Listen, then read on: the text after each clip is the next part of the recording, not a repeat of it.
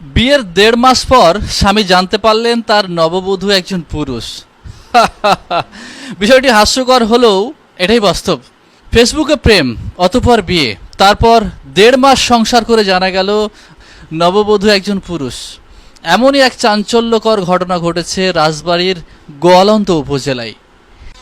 ভুক্তভোগী মাহমুদুল হাসান শান্ত যাকে বিয়ে করেছিলেন সেই নববধূ আসলে একজন পুরুষ। পরে জানতে পারেন দাম্পত্য জীবনের ১.৫ মাস পর। গত শুক্রবার ২৫শে জুলাই সন্ধ্যায় এ তথ্য প্রকাশ্যে আসতেই এলাকায় ব্যাপক চাঞ্চল্যের সৃষ্টি হয়। স্থানীয় সূত্রে জানা যায়, কথিত স্বামীরার প্রকৃত নাম মোহাম্মদ শাহিনুর রহমান। তিনি চট্টগ্রামের আমতলা ঈদগাহ বউবাজার এলাকার আবুল কাশেমের ছেলে। দীর্ঘদিন ফেসবুকে স্বামীরা নামে একটি নারীর ছদ্মবেশে পরিচিতি গড়ে তোলেন এই শাহিনুর। পরবর্তীতে গত ৭ই জুন তিনি শান্তর বাড়িতে চলে আসেন। পরিবারের সম্মতিতে, স্থানীয়দের উপস্থিতিতে এবং মৌলভী ডেকে শান্ত ও স্বামীরার বিয়ে সম্পন্ন হয়। তারপর থেকে নববধূ হিসেবে শান্তর পরিবারের সঙ্গে ছিলেন স্বামীরা। ১.৫ মাসেও কেউ বুঝতে পারেনি যে তিনি আসলে একজন পুরুষ। তবে সম্প্রতি তার কিছু আচরণ দেখে পরিবার ও শান্তর মনে সন্দেহ তৈরি হয়। শুক্রবার বিকেলে নিশ্চিত হওয়া যায় যে স্বামীরা প্রকৃতপক্ষে একজন পুরুষ।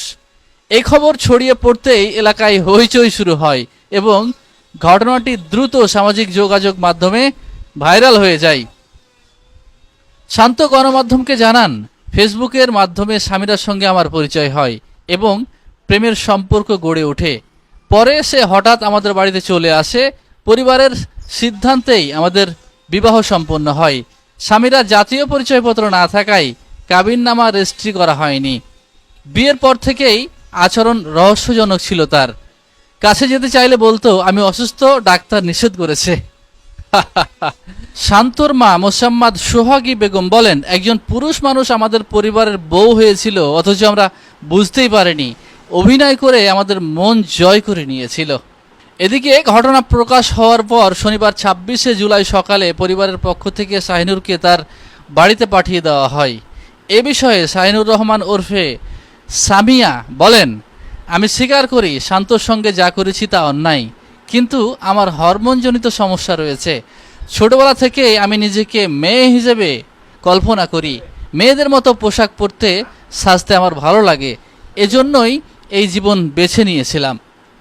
ছোট ভাকলা ইউনিয়নের চেয়ারম্যান মোহাম্মদ আমজাদ হোসেন বলেন, ছেলে মানুষ মেয়ে সেজে বিয়ে ও সংসার বিষয়টি পরিষদের এক মেম্বারের মুখ থেকে শুনেছি, তবে এই নিয়ে আমার কাছে কেউ আসেনি।